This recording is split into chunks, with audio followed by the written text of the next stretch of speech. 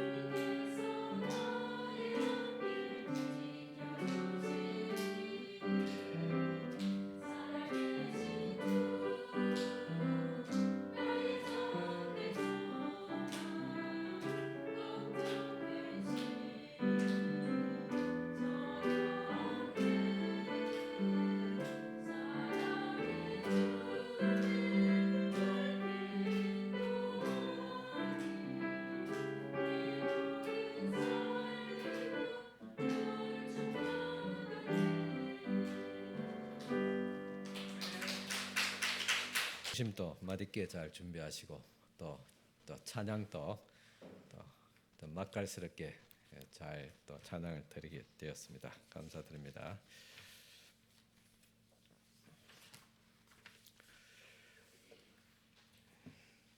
예, 오늘 낮에 말씀은 믿음이란 그런 주제를 가지고 들었습니다. 참 저도 참 교회에 잘 나오지 않는 분들, 또 예수를 또 옛날 믿다가 또 낙심한 분들 이렇게 만나서 권면을 하든지 또 재촉을 하든지 또 충고를 하든지 그렇게 해야 되는데 어떻게 해야 될까 금방 잘 떠오르지 않을 때가 또 있습니다. 그것은 하나의 어떤 믿음과 어떤 확신의 문제가 아닌가 그런 또 생각을 하면서 또 내 자신을 또 돌아보게 됩니다. 참 믿음, 우리가 믿는다 하면서도 과연 믿음이 무엇인가 그에 대해서 분명한 어떤 뭐 정의든지 아니면 또 설명이든지 또 있어야 될 줄 압니다. 그리고 그 믿음이 우리를 구원하는 믿음이라면 진짜 우리는 목숨 걸고 그 믿음을 붙잡고 또 다른 사람에게 전하고 또 증거해야 될 줄 믿습니다. 오늘도 우리 박진 선생님 또 찬양하면서 또 십자가에 대한 주제를 가지고 찬양할 때 십자가라는 것이 무엇인가라고 말할 때 일상생활 가운데서 주님의 말씀대로 사는 것이다. 그렇게 이야기했습니다. 참 십자가 하면 막연하게 우리가 어떻게 십자가를 질까 그런 생각을 하는데 일상생활 가운데 주의 말씀대로 사는 것이다. 아마 이 십자가를 잘 풀어서 또 설명한 것이라 생각합니다. 그러듯이 믿음이란 무엇인가 또 사랑이란 것이 무엇인가 진짜 중요한 그 단어들이지요. 또 소망도 마찬가지고 그런 어떤 중요한 어떤 우리의 어떤 핵심적인 그런 말씀 또 단어들을 우리가 분명하게 또 우리 삶에 녹아지도록 또 설명하고 또 해석하고 또 그것을 우리가 실천하고 또 확신해야 될 줄 믿습니다. 그래서 이번 달 한 달 동안 주일 낮 예배 때 오늘 시작했지만은 믿음이라는 것이 무엇인가부터 시작해서 그리고 믿음으로 한 달 동안 또 말씀을 나누고자 합니다. 오늘 이 시간 주신 이 말씀도 이런 선상에서 있는 말씀입니다. 바울이 아브라함을 들어서 행함이 아니라 믿음으로 의롭게 되었고 구원을 받는다고 설명하면서 또 다윗의 예까지 들었습니다. 그렇듯이 오늘 이 말씀은 베드로, 안드레, 야고보, 요한 예수님과의 관계에 있어서 저들이 어떻게 믿고 믿음에 응답했는가 어떤 구체적인 좋은 어떤 한 예가 될 줄 믿습니다. 그래서 오늘 이 말씀을 통해서 믿음이란 것이 무엇인가 나는 어떻게 믿어야 할 것인가라는 분명한 해석과 또 답을 찾으시고 또 확신을 가질 수 있기를 바랍니다. 오늘 이 시간도 여러분들 모여서 예배 드립니다. 오전에도 드렸고 또 요즘같이 어려운 그런 시대잖아요. 또 요즘 같은 경우는 절대적인 어떤 신념들이 무너지는 세상입니다. 절대 권력도 인정하지 않고 절대 가치관도 사람들이 인정하지 않고 절대 도덕도 무너지고 있습니다. 또 절대 어떤 남녀 어떤 성별의 어떤 선도 지금 무너지고 있습니다. 이런 것들이 요즘 추시다 포스트 모더니즘이라고 그렇게 사람들은 해석하지만은 그러나 이런 절대가 무너지게 되면 절대가 대신한 하나님에 대한 신앙심도 무너지게 됩니다. 그래서 우리가 이 땅에서 사람들의 자유와 평등과 인권을 존중해야 되지만은 그와 더불어서 절대적인 가치관은 우리가 놓쳐서는 안 될 줄 믿습니다. 그런 것 중 하나가 바로 믿음입니다. 오늘 이 네 사람의 제자들이 어떻게 예수를 믿었고 어떻게 행동했는가를 보면서 오늘 우리들도 이런 믿음과 그리고 확신을 또 가질 수 있기를 바랍니다. 오늘 본문은 예수님이 공생애를 시작하신 후에 처음으로 세상에 나와서 복음을 전파하시고 또 제자를 부르신 내용입니다. 예수님은 때가 찼고 하나님의 나라가 가까이 왔으니 회개하고 복음을 믿으라 했습니다. 정말 때가 가까이 왔다. 이 말은 주님이 오실 때가 가까이 왔다는 의미도 있지만은 우리의 어떤 삶의 기회가 그렇게 길지 않다는 것입니다. 때가 가까이 왔다. 우리의 연수도 7, 80 금방 지나가 버렸잖아요. 저도 이제 70을 바라보는 그런 과정에 있습니다. 뭐 지난 세월 생각하면 금방 지나가 버렸어요. 어저께도 제가 우리 친구 목사님들이 모임이 있는데 그 모임 단톡방에 어떤 목사님이 그러니까 제가 한 40대 그때 40대에 있을 때입니다. 그러니까 아마 내단교회 부목사 할 때입니다. 그때 우리 애들은 이제 유치원 다닐 때입니다. 이제 오래됐지요. 그 올해 적어도 한 20년, 30년 가까이 되는 그 전에 모임이 있을 때 그 애들과 또 목회자들과 또 자녀들이 사모님 함께 있는 것을 어느 목사님이 동영상을 찍어놨어요. 그걸 단톡방에 올렸는데 참 그 감회가 새롭더라고요. 또 이런 때도 있었는가. 근데 벌써 지났죠. 우리 애가 그때 유치원 다닐 때 초등학교도 아니고 유치원 다닐 때인데 벌써 성인이 되어버렸잖아요. 자, 이처럼 우리의 어떤 삶의 기회라는 것은 쉬 지나갑니다. 금방 지나. 그래서 오늘 말씀에 주께서 말씀같이 때가 찼다. 참 하나님 나라 가까이 왔다. 이 말씀을 우리가 삶으로 또 피부로 그렇게 와닿게 됩니다. 또 우리 주변에도 보면 좀 쉽게 이렇게 이제 세상을 떠나는 그런 분들 많잖아요. 우리 동료들도 마찬가지로 10명 있었는데 벌써 2사람이 세상을 떠났어요.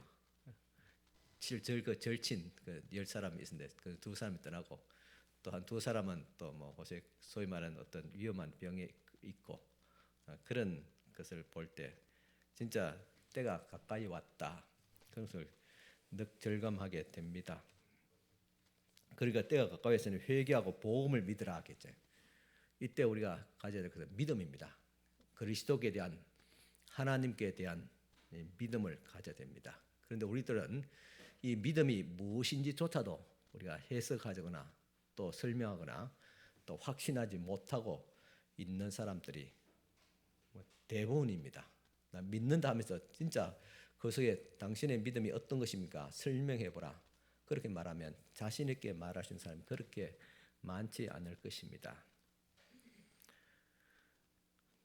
예수께서 사역을 위해서 처음으로 4명의 어부들을 그의 제자로 부르셨습니다. 그들이 베드로, 안드레 그리고 야고보, 요한입니다. 예수님이 베드로와 그의 형제 안드레를 제자 삼기 위해서 하신 말씀이 나를 따라오라 내가 너희로 사람을 낚는 어부가 되게 하리라고 말씀하셨습니다.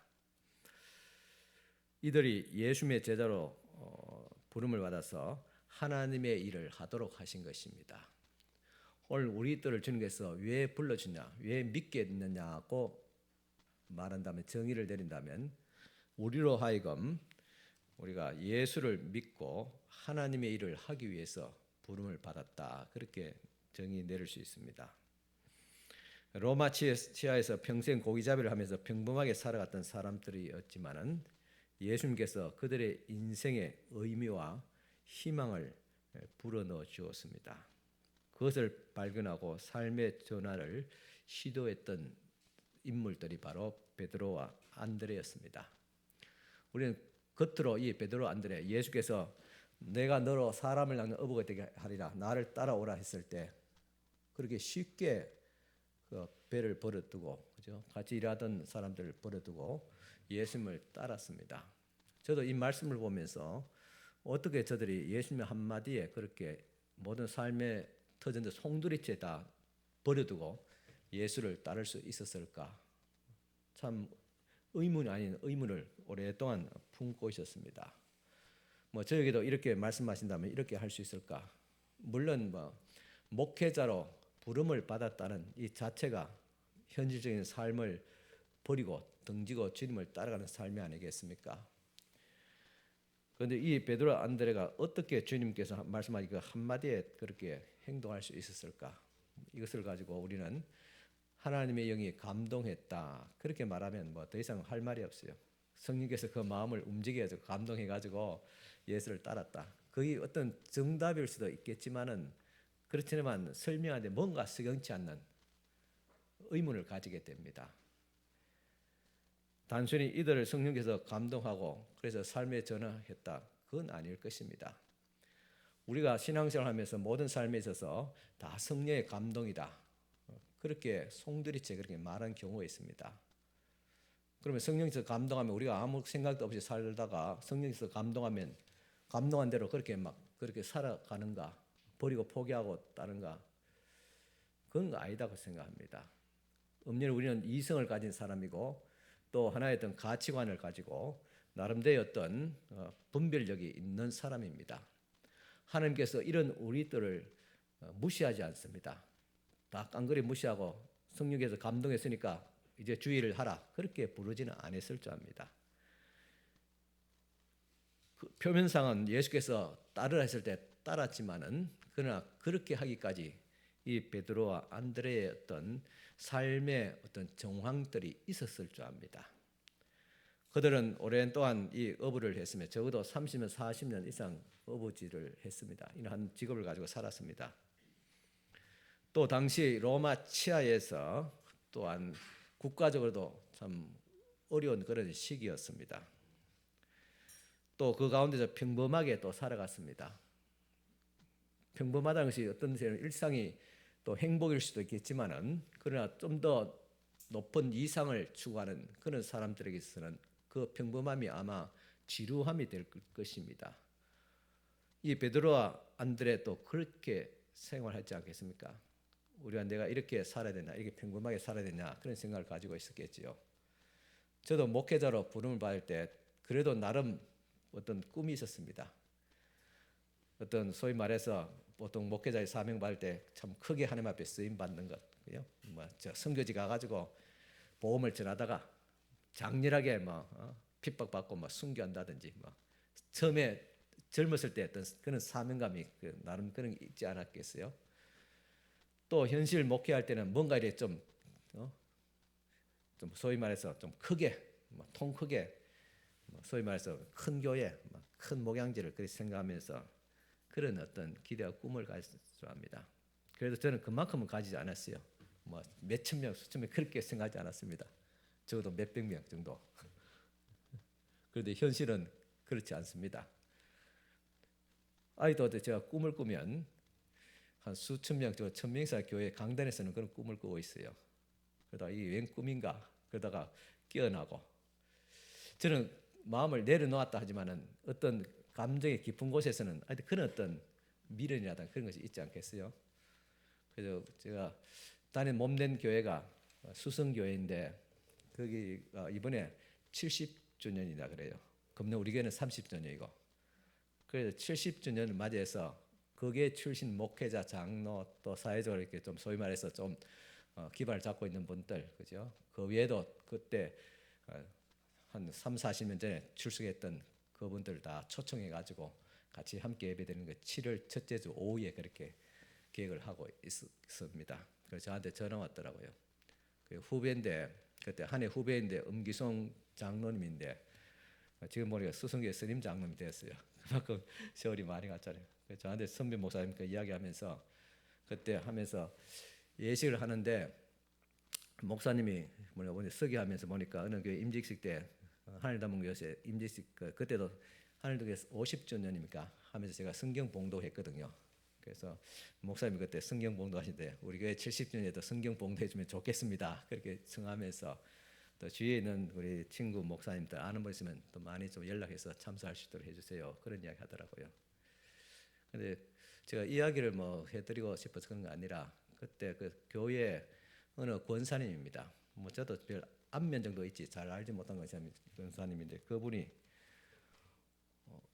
예언 아닌 예언을 그때 했어요. 저희 어머니에 통해서 제가 들었는데 김 목사는 그때 김전도사지요. 김 여사는 작은 게 아담한 교회에서 목회를 그렇게 했으면 좋겠다. 그 예언 아닌 예언을 했어요. 그때 저는 젊은 목회자일 때 그 이야기를 듣고 좀 가진 것도 없으면서 괜히 겉바람만 들었지요. 소위 말해서 젊은 어떤 사명자로서 그 이야기에 대해서 수긍하지 않았어요.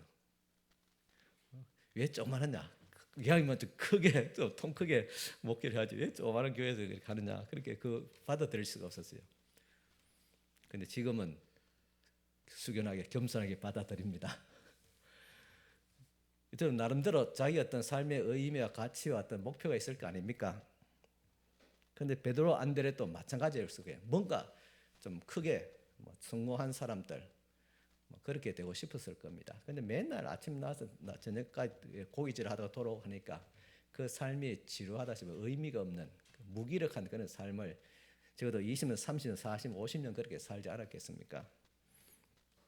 그런 가운데서 예수님을 만나게 되고 예수의 복음을 듣게 됩니다. 때가 찼고 하나님의 나라가 가까이 왔으니 복음을 믿으라. 이 말씀이 뭔가 마음의 어떤 순간같이 비춰졌습니다. 그리고 또 이어서 말씀하기를 나를 따라오너라. 내가 너로 하여금 사람 낚는 어부가 되게 하리라. 그렇게 말씀했습니다. 그럴 때 사람 낚는 어부, 이때까지 고기만 잡는 어부였지만은 사람 낚는 어부라니까 같은 직업이라도 어떤 직업의 질이 달라지죠. 더 가치가 더 높아지지 않습니까? 세상 고기 잡는 일이 아니라 사람을 낚는, 또 사람을 구하는 그런 일들 하니까 그 삶에 어떤 의미가 있게 부여되게 됩니다. 이런 인생의 의미와 나도 그렇게 될 수 있나라는 어떤 희망을 발견하고 그 사람의 어떤 감정적으로 어떤 정서적으로 어떤 이 베드로와 안드레가 동의를 하게 됩니다. 뭔가 마음에 부대침이 있고 그 감정 설득이 되었잖아요, 그죠? 동화되고 예수님 말씀에. 그렇기 때문에 과감하게 자기 있는 삶의 모든 터전을 다 버리고 예수님을 따를 수 있게 되었던 것입니다. 이것이 바로 믿음입니다. 믿음이란 것은 아브라함이 그의 본토 친척 아비집을 다 버리고 주께서 말씀하신 대로 지시한 대로 그렇게 그 삶의 방향을 전환하는 것, 이것이 바로 믿음입니다. 그래서 여러분 믿는다고 할 때 이게 보통 그냥 뭐 예수 믿고 구원받고 천당간다, 물론 이게 기본입니다. 그렇지만 다른 사람들에게 보여지고 설명하기는 이 정도가 안 될 줄 압니다. 내 삶의 방향, 인생의 방향 이렇게 바꾸었다. 내 삶의 가치관도 바꾸고 삶의 태도도 바꾸고 또 방향도 바뀌어졌다. 왜? 예수를 믿기 때문에 그렇다. 이런 분명한 어떤 내 마음의 확신과 증거가 있어야 될 줄 믿습니다. 그래야지 상대방이도 진짜 예수 믿으면 저렇게 되는가, 우리와 다른 어떤 삶의 태도, 가치관을 가지고 살아가는구나, 그렇게 느껴지고 할 때 마음이 움직이지 않겠습니까? 베드로 안드레의 마음이 움직여졌듯이 말입니다. 그리고 이어서 야고보와 요한 또 물가에서 고기 잡는 걸 보시고 이 고깃배에서 그물을 손질하고 있는데 예수께서 그들 또 불렀습니다. 그럴 때 부모와 배를 남겨둔 채 예수님을 따랐다 그랬습니다. 참 배들을, 그러니까 야고보와 요한은 배를 가졌다는 것을 볼 때 앞에 있는 베드로 안드레보다도 경제적으로 여유 있는 그런 집안이었습니다. 이 베드로 안드레는 자기 배가 없었어요. 나무 배에 어떤 빌렸든지 그래서 그물을 버려두고 갔다 했잖아요. 그런데 야고보와 요한은 품꾼과 배의 어부들과 배를 버려두고 예수를 따랐다 그랬습니다. 그러니까 우리가 생각하기를 베드로 안드레는 가난했으니까 예수를 따랐겠지, 그렇게 말할 수 있습니다. 저희 같은 그 목회자가 될 때 신학교 갈 때도 그랬어요. 그때마다도 참 경제도 어렵고 또 대학 진학하기가 참 어려운 형편인 사람들이 지방 신학교 간 적들이 있었습니다. 지금은 그렇지 않지요, 물론.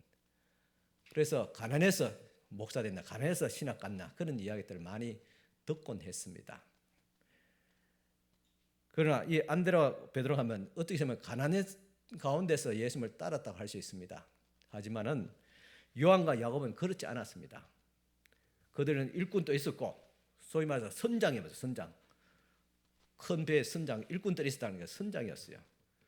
그런데 그 배를 일꾼을 버려두고 예수님을 따랐다. 가난했기 때문에 따른 것이 아니라 의미를 찾았기 때문에 따랐습니다. 물론 앞에 베드로 요한 또 남들이 그렇게 보여질지 모르겠지만 본인들은 그렇지 않았지요. 예수님을 따르는 의미를 발견했기 때문에, 이유를 알았기 때문에 예수님을 따랐던 것입니다. 우리는 예수님의 말 한마디에 모든 것을 버리고 예수님을 따를 수 있었을까라는 의문을 아직도 가지고 있다 그랬잖아요. 가족도 있었고 자기 직업도 있는데 더욱이 예수님이 누군지도 모르는데 이제 막 예수님 말씀을 접하고 그런데 또 말입니다. 이들은 우리가 생각하는 단순한 무식한 어부가 아니었습니다. 이들은 로마 치하에서 유대인의 서러움을 그렇게 삭히면서 살았습니다. 무엇보다도 삶의 의미를 구하는 자들이었습니다. 어떻게 그들을 알 수 있습니까? 이들이 예수의 제자가 된 후에 그들의 행적을 보면 알 수 있습니다. 이들은 예수의 외침을 들었을 때 하나님의 나라가 임재한다는 것을 이해했고, 그리고 회개와 복음의 의미를 알았습니다. 또 자기의 생명과 가족 모든 것을 뒤로하고 무작정 예수를 따를 수 있었던 것입니다. 마가복음 1장 20절 보면 그들은 곧 주저없이 예수님을 따라갔다고 그렇게 증거하고 있습니다. 이렇듯 베드로, 안드레, 야고보, 요한은 고기잡이를 하면서 끊임없이 인생의 의미를 찾았고 예수님과 그 말씀을 통해서 그것을 알아챘습니다. 그리고 결단해야 하는 순간에 모든 것을 다 포기하고 예수님을 따를 수가 있었습니다. 그것은 예수님을 따르는 것이 삶의 참 의미가 된다는 것을 알고 있었고 믿었기 때문입니다. 그래서 자신의 것을 다 버리고 예수님의 제자로 부름을 받을 수 있었습니다. 그러나 진정한 의미에서 제자가 되기 위해서는 그 이후에 많은 시행착오가 훈련들이 필요했습니다. 하나님 목회자가 신학교에서 뜨거운 열정으로 부름받아서 목회기를 신학기를 갑니다. 그럼 그것으로 다 되는 거 아닙니다. 처음에는 신학교만 가면 다 되는 줄도 저도 알고 있었습니다. 그러나 목사 안수 받고 그 이후의 삶이 더 참 그야말로 파란만장한 그런 삶이었습니다. 이 제자들도 주님 앞에 부름을 발탁된 이후에 이들의 행적을 뒤에 또 증거하고 있습니다. 오늘 우리들에게도 이런 고민과 갈등이 있습니다.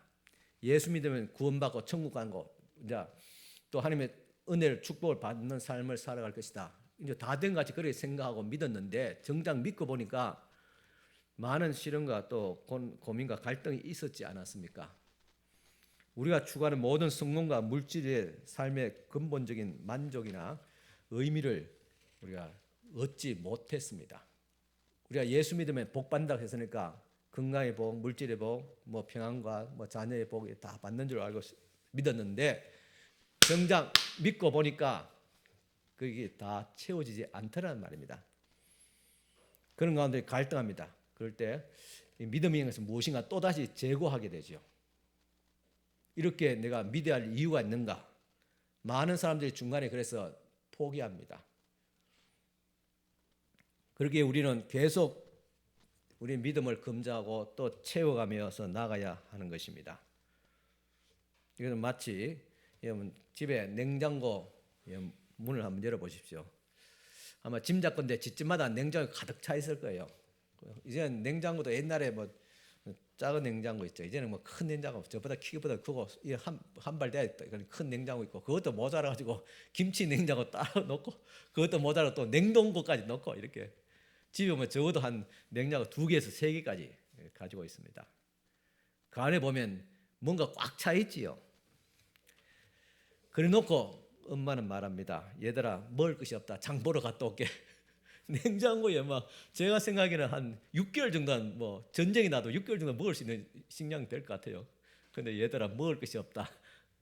또 나가서 장을 보고 또 냉장고에 또 채워 넣습니다. 참 이와 같이 참 어떤 의미에서는 우리가 참 그 마음이 채워지지 않으면 이렇게 가시적으로 눈에 보이는 것이라도 자꾸 채우고 싶고, 그래서 우리가 어떤 소비 성향들이 자꾸 이게 발동하게 되죠. 뭔가 사야 되고, 뭔가 채워져야 되고, 뭔가 먹어야 되고, 뭔가 내가 가지고 있어야지 내 어떤 만족하고, 이것이 사람 사는 것이다, 그렇게 느껴지는 것이 우리의 모습입니다. 또 이것이 우리의 또 한계이기도 합니다. 여러분, 어떻게 예수를 믿게 되었느냐? 예수를 믿고 더 행복하고 더 좋고 더 많은 것을 얻으려고 그렇게 또 믿고 있습니까? 또 구원을 얻기 위해서 예수를 믿었습니까? 이까지 2가지 말하면 다 여러분 동의할 것입니다. 저도 마찬가지였습니다. 아니면 예수를 믿고 그 명령을 따르는 일이 우리 자신에게서 가장 의미가 있고 삶을 풍요롭게 한다고 믿고 있습니까? 이건 좀 더 차원 높은 그런 이야기지요. 남들 보면 우리의 이런 모습이 무모하기까지 합니다. 그런데 우리는 하나님을 믿고 그의 일을 할 수 있다면 그것이 가장 의미 있고 행복한 일이라는 것을 믿는 사람들입니다. 왜 우리가 하나님께서 우리를 부르셨습니까? 복음을 알고 또 복음을 전하기 위해서 우리를 주님께서 불러주셨습니다. 복음을 알고 복음을 전하는 것, 이것이 우리의 삶의 의미가 되고 이것이 행복이라고 믿는 사람, 그것이 믿음의 사람입니다. 요 정도 나가면 그 믿음이 조금 차원이 다르지요. 그냥 복받기 위해서 믿는 사람, 또 구원받기 위해서 천국에서 믿는 사람 두 번째, 세 번째는 주의 일을 하기 위해서 주님의 부르심에 합당한 삶을 살아가기 위해서 믿는 것. 세 번째는 좀 더 차원이 없습니다. 삶의 의미가 어디서 노느냐? 세 번째입니다. 내가 주를 위해서 수고하고 그것이 교회를 통해서 하든 이 사회를 통해서 하든 간에 이런 주의 일을 함을 통해서 우리의 삶의 의미와 보람과 가치관을 가지게 됩니다. 베드로, 안드레, 요한, 야고보는 이 세 번째 예수를 따르면 내 삶의 어떤 태도와 어떤 가치관과 방향이 달라질 것이라. 뭔가 그 가는 주님을 따르는 일이 별로 좀 순탄한 그런 경제적인 안정이라든가 그런 건 아니겠지만은 그래도 저분을 따라가면 뭔가 내 삶에 의미가 있고 이유와 목적이 있는 그런 가치관과 보람이 있는 삶을 살아갈 것이라는 그 하나의 확신이 있었을 합니다. 이 확신이 없었다면 어떻게 감히 이때까지 30년, 40년, 50년 동안 해왔던 그런 직업을 삶의 터전을 또 부모, 형제까지 다 버려두고 예수를 따를 수 있었겠습니까? 오늘 우리들에게도 왜 예수를 믿느냐, 왜 교회 다니냐 묻는다면 이런 삶의 이유를 분명하게 말할 수 있을 수 있기를 바랍니다. 그런데 중요한 것은 교회와 그리스도인이 예수를 믿고 따른 일은 그 속에 십자가가 있다는 것입니다. 예수를 믿으면 더 행복하고 더 편하고 더 감사한 일이 넘칠 줄 알았는데 막상 예수를 믿고 보니까 그 우리가 가야 될 피할 수 없는 길이 바로 십자가의 길입니다. 참 아이러니하지요. 예수를 따르는 일이 십자가의 길이란 사실입니다. 가장 보람되고 의미가 있다고 여기는 일이 바로 피하고 싶은 십자가의 길이란 말입니다. 그런데 중요한 것은 이 십자가 우리가 또 피하고 싶은 길이 십자가의 길이죠. 십자가는 자기 부정과 희생과 섬김을 말하고 있습니다. 예수 잘 믿는 사람들도 이것을 피하고 싶지만은 진짜 중요한 것은 이것입니다. 내가 주님께서 우리에게 가기를 원하는 부름받아서 가기를 원하는 이 십자가의 길을 가지 아니하면 세상 사람들이 우리를 향해서 돌팔매질합니다. 교회에 향해서 돌팔매질합니다. 반대로 예수님께서 지신 이 십자가 길에서 의미를 찾고 겸손하게 살아간다면 세상 사람들은 우리를 향해서 교회를 향해서 박수칩니다. 참 잘하고 있다. 저게 바로 예수 믿는 사람의 모습이지. 저게 교회지. 그렇게 칭찬을 한다는 말입니다. 참 이상하지 않습니까? 내가 지기 싫어하는 십자가를 지고 따라가면 세상 사람들 우리가 칭찬하고 내가 안일하게 예수 믿고 그저 복받고 예수 믿고 그저 구원받고 천당 가려고 믿으면 세상 사람들이 우리 교회를 향해서 우리를 향해서 돌팔매질 한다니까요. 세상 사람들이 그 기준을 알고 있어요. 우리보다도 더. 지금 코로나19를 통해서 그동안 한 3년 동안 교회가 어려움을 당했지 않습니까? 그래서 사람들은 교회를 비판하고 했습니다. 그전에도 어떤 교회의 도덕성에 대해서 많은 비판을 받았습니다. 세상 사람들이 교회를 판단한 것입니다. 왜 그렇습니까? 이유는 하나입니다. 십자가를 지지 않았기 때문에 그렇습니다.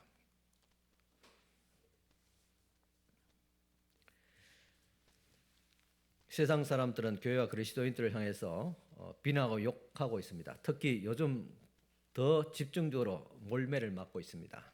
그 이유를 보면 예수를 믿는 사람들에 대한 기대에서 비롯됩니다. 자기들은 그렇게 못하지만은 예수 믿는 사람은 그렇게 살아야 된다. 교회는 바로 그렇게 해야 된다고.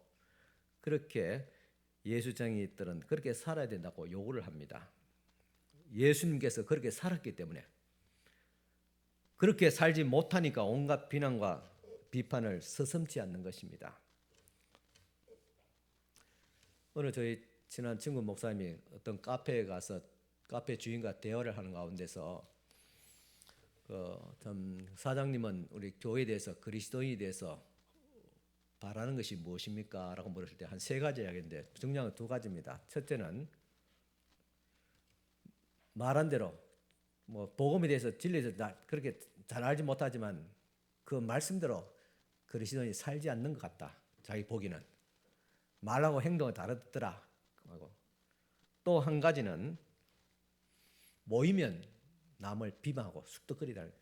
앞에니까 특히 여 권사님들 또 지사님들 모이면 다른 사람 이야기해. 다른 사람 같은 교회 그것도 같은 교회 권사님, 같은 교회 지사님 서로 비방하는 이야기들 안 들려고 하더라도 들리잖아. 그 좁은 공간에서 왜 그런지 모르겠다. 이해가 되지 않는다 하면서 두 가지를 지적하고 있습니다.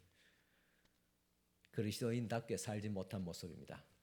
십자가를 지지 않는 그런 모습입니다. 그래서 여러분 제발 여러분들은 모이면 좀 좋은 이야기, 그죠? 남을 격려하는 그런 이야기 할 수 있기 바랍니다. 우리 푸른 초장에도 우리 권사님도 모이잖아요. 모이면 다른 사람 이야기하지 말고 다른 사람의 어떤 못난 거, 부정한 그런 이야기하지 마시고 그런 자신이 알고 기도 제목을 삼고 내가 기도하면 됩니다. 그렇게 해결해달라고, 좋게 되게 해달라고. 모이면 서로가 믿음의 이야기, 서로 격려하는 이야기를 어떻게 하면 이 어려운 시대에 우리 교회가 다시 회복되고 다시 부흥할 수 있을까? 그런 것 좀 앉아서 연구 좀 했으면 좋겠어요. 기도하고.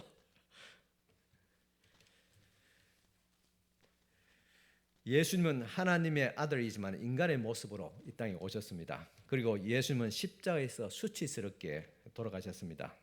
자기의 죄 때문이 아니라 우리의 구원과 부활을 위해서 예수님은 철저하게 인간 세상에 오셔서 자기의 몸을 우리를 위해서, 나를 위해서 기꺼이 내어주셨습니다. 이런 분이 예수입니다. 그래서 우리가 믿는다는 것은 단순히 믿음, 뭔가 신뢰한다는 목적도 없는 그런 믿고 의지하는 것이 아닙니다. 분명한 목적이 있는, 앞에서 오늘 낮에도 말씀같이 믿음할 때 하나님을 믿는 것입니다. 하나님의 말, 약속, 축복을 믿는 것이 아닙니다. 하나님을 믿는 겁니다. 하나님을 믿으니까 그분께서 하신 말씀과 약속과 축복을 믿는 것이요, 자연스럽게. 우리는 그런데 말씀하고 약속하신 하나님을 빼버리고 주께서 주신 축복만 자꾸 붙들고 있어요. 이건 믿는 것이 아닙니다. 이 믿음은 기복적인 신앙, 우상이라고 말합니다. 우리의 믿음은 믿음의 주요 온전케 하신 이인 예수 그리스도를 바라보자는 시브리스 말씀같이 믿음의 대상이 분명합니다. 예수를 믿는 것. 그러면 예수를 믿는다면 예수님은 어떤 모습이냐? 우리를 위해서 십자가를 지신 예수님, 그분을 믿는 겁니다. 자기를 부정하고 자기를 낮추제 사람이 되기까지 섬기는 자로 그렇게 낮아지신 겸손하신 예수님, 상대적으로 남을 높여주는 그런 예수님, 그분을 믿는 것입니다. 우리도 이렇게 살아야 되지 않겠습니까? 이 땅에 사는 우리 인간은 힘과 그리고 자리와 물질과 이것도가 분리할 수 있어 살 수 있는 것은 물론 아닙니다. 우리에도 명예욕이 있기죠. 잘 되길 바라죠. 목사도 막 작은 것보다 큰 게 목회 하고 싶으면 그는 욕심들이 누구나 다 있습니다. 높고 힘이 있는 그곳에 시선이 집중되기 마련인 것입니다.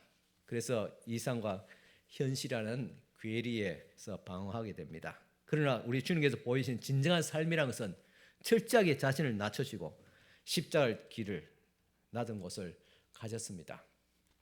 세상에서 후미진 곳과 어두운 곳에 예수님께서 빛과 또 우리의 관심을 모아야 될 줄 압니다. 이런 글이 있습니다. 동전 샌립이라는 그런 주제를 가진 책인데 한 젊은이가 수도원에 입회하기 위해서 수도원을 찾아왔습니다. 그럴 때 그 수도원에 나이든 수사가 그에게 언제든지 세상을 떠날 수 있는지를 알아보게 됩니다. 언제든지 어느 때든지 우리가 부르면 수도원에서 부르면 세상을 집을 부모 형제를 떠날 수 있겠느냐 그렇게 물었던 것입니다. 그러면서 이렇게 과제를 줍니다. 자네에게 금화 샌립이 있다면 그것을 기꺼이 가난한 사람에게 나눠줄 수 있겠느냐. 그 당시 금화 샌립이 엄청난 그런 가치거든요. 그때 그럼요. 마음으로부터 모든 것을 다 줄 수 있습니다 하고 자신 있게 대답했습니다. 또 묻습니다. 그러면 은하 셋잎이 있다면 그것은 어떻게 하겠느냐?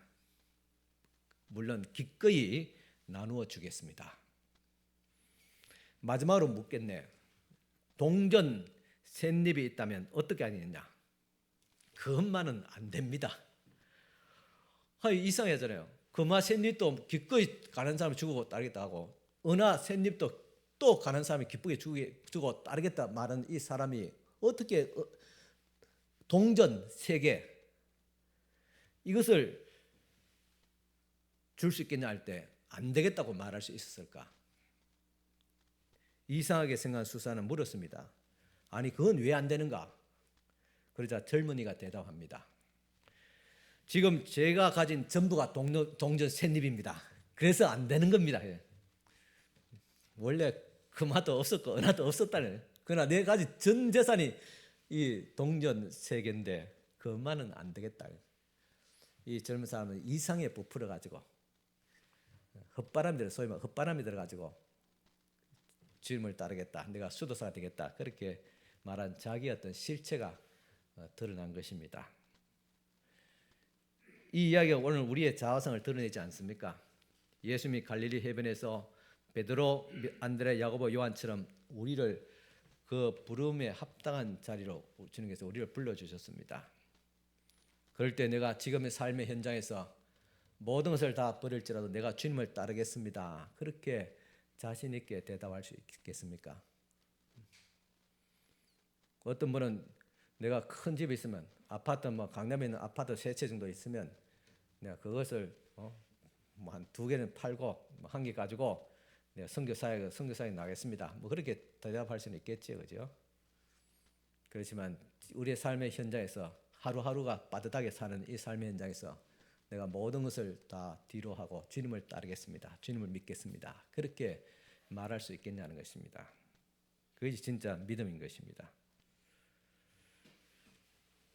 독일에 거주하고 있는 한 철학자, 우리 한인 한병철 씨가 있습니다. 이분이 의미심장한 그런 말을 남겼는데 사랑하는 일을 상처라고 그렇게 말했습니다. 사랑하면 상처를 받는다. 왜냐? 그 사랑은 대가를 기대하고 지불해야 하기 때문입니다. 그러나 예수님은 상처받는 일을 자처함을 통해서 의미를 찾으라고 곧 낮은 십자가의 길로 가라고 말합니다. 스스로 상처받는 일을 자처하라. 그것이 진정한 사랑이다. 그렇게 말합니다. 1912년도 독일 출신의 서서평이라는 선교사가 왔습니다. 그분은 한일 장신대학교를 시작한 교육자이자 간호사요 복음 전도자이고 또 실천가로서 작은 예수의 삶을 살았습니다. 미국 남장로교의 해외 선교부는 전 세계에 파송된 나라와 교파를 초월해서 전 세계에 파송된 수많은 선교사들 가운데서 한국에 파견된 선교사 유일하게 서서평 선교사를 가장 위대한 선교사 7인으로 그렇게 선정을 했습니다. 그녀는 평생 동안 성공이 아니라 섬김의 삶을 살다가 54세의 젊은 나이로 하나님의 부르심을 받았습니다. 물론 오늘 우리들이 다 이와 같은 서서평 씨라든가 또 아니면 믿음의 위대한 어떤 사람들처럼 그렇게 위대한 일을 장렬한 일을 그렇게 하면서 따를 수는 없을 줄 압니다. 사람들마다 그릇이 다르고 또 소명과 부르심의 은사가 다 다르기 때문에 이 서서평 선교사처럼 그렇게 살기는 어려울 것입니다. 그러나 우리의 나름대로 우리의 삶의 현장에서 우리가 나름대로의 어떤 의미와 가치가 있습니다. 그 의미와 뜻이 예수님의 자리처럼 낮은 곳 십자가의 길을 향하고 머물 수 있기를 간절히 기도합니다. 목회자든 성도이든 뭔가 큰 어떤 뜻을 이루고자 하는 그런 야망에 사로잡힐 수 있습니다. 하지만은 주님께서 원하시는 것은 더 겸손하게 낮은 자리로 가서 그렇게 섬기라 주께서 말씀합니다. 이것이 바로 믿음입니다. 추상적인 것이 아닙니다. 현실적으로 우리 삶의 현장에서 주님을 따르는 것, 이런 참된 믿음을 가질 수 있기를 바랍니다. 기도드리겠습니다. 하나님 아버지 감사합니다. 오늘도 아브라함으로부터 시작해서 또 다윗 그리고 바울 자신의 신앙 고백과 이제 더 나아가서 예수님을 따랐던 베드로, 안드레, 요한, 야고보처럼 우리의 삶의 자리에서 겸손하게 주님을 따르게 하여 주시옵소서. 우리의 믿음이 선명하게 하여 주시고 우리의 삶으로 녹아지고 또 확신되어지게 하옵시고, 이런 믿음의 삶, 믿음의 주요 온전케 하신 예수 그리스도를 붙잡고 그분을 삶을 본받고 그분처럼 살아가는 살아있는 믿음의 삶, 믿는 자가 되어지게 하여 주시옵소서. 이제 세상 속으로 나갑니다. 세상 속에서도 이런 믿음의 삶을 살아가고 또 증거할 수 있도록 인도하여 주시옵소서. 예수님 이름으로 기도드리오며, 지금은 우리 주 예수 그리스도의 은혜와 하나님의 크신 사랑과 성령의 감화교통 충만하신 은총이 믿음의 삶을 살아가고자 원하는 사랑하는 모든 우리 성도들 머리 위에 지금도 영원토록 함께 있을지어다. 아멘.